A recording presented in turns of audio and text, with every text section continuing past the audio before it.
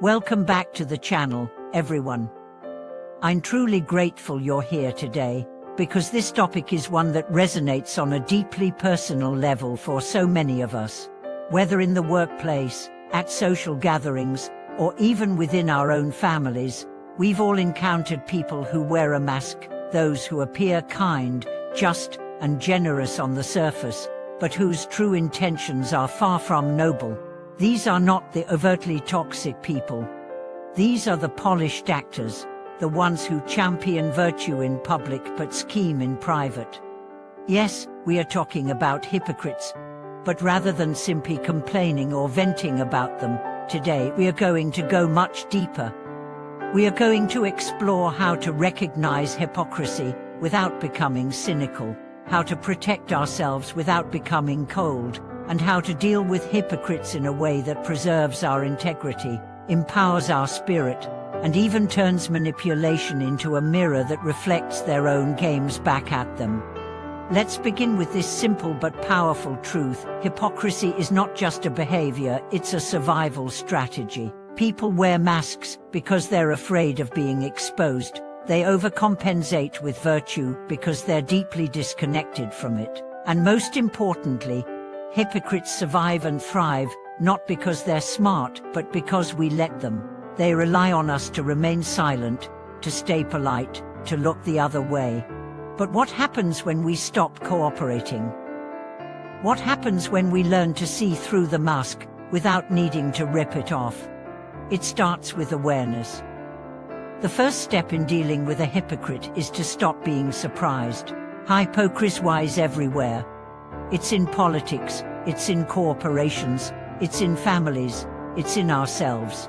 Yes, even we are sometimes guilty of small hypocrisies. The goal is not to become judgmental, it's to become discerning. There's a difference. Judgment condemns, discernment protects. When you cultivate discernment, you learn to observe behavior, not just listen to words. You learn to feel intentions, not just applaud performances.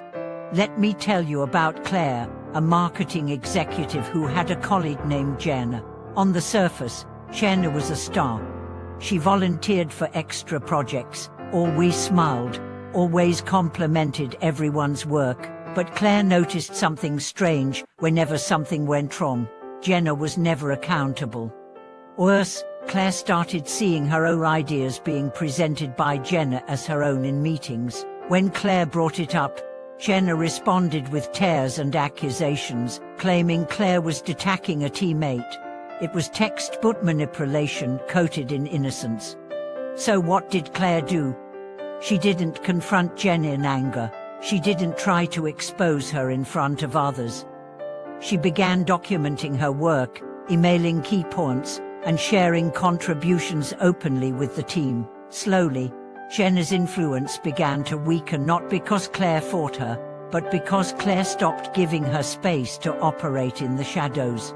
Hypocrisy thrives in hidden spaces. It shrinks under the light. The second strategy in dealing with hypocrites is understanding the power of agreeing too much. It might sound counterintuitive, but it's a brilliant psychological tool. When someone constantly boasts about their morality or kindness, instead of confronting them, amplify their persona, praise them publicly and excessively. Mirror their virtue back to them in a way that becomes a burden. Because here's the secret. Hypocrites can't sustain their performance indefinitely. The mask is heavy, the script gets old.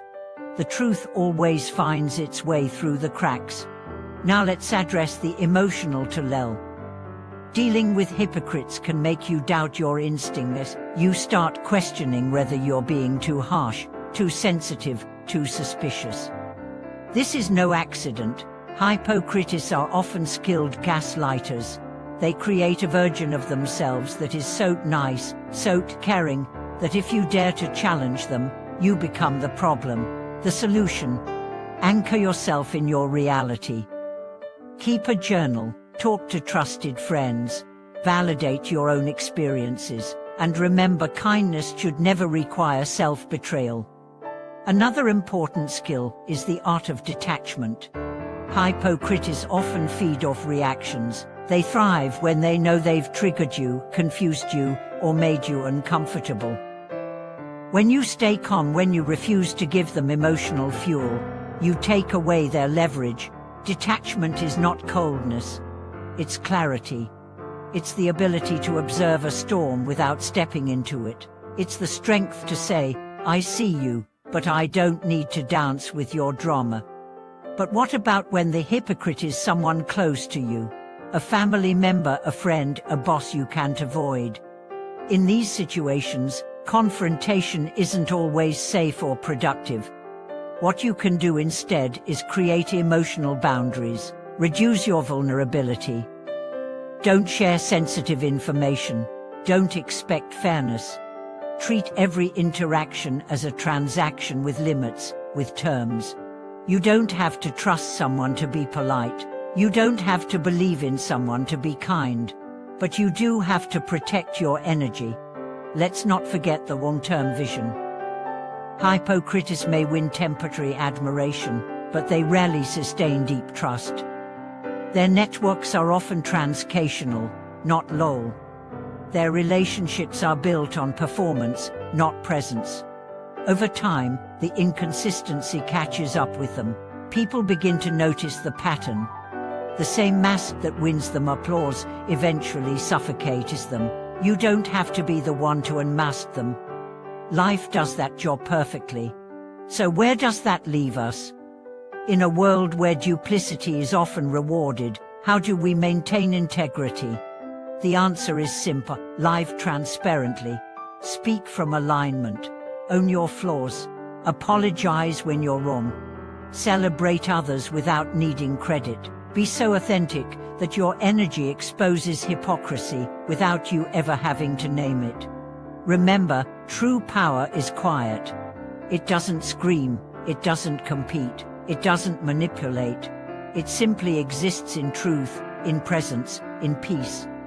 And when you carry that kind of energy, hypocrites can't touch you. They might try, they might gossip, they might play their games, but you'll be walking a different path, a higher one where truth protects you better than any armor ever could.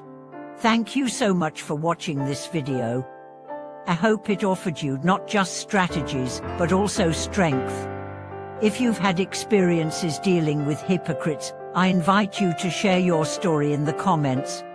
Let's build a space where we support each other, learn from each other, and rise above the games others try to play.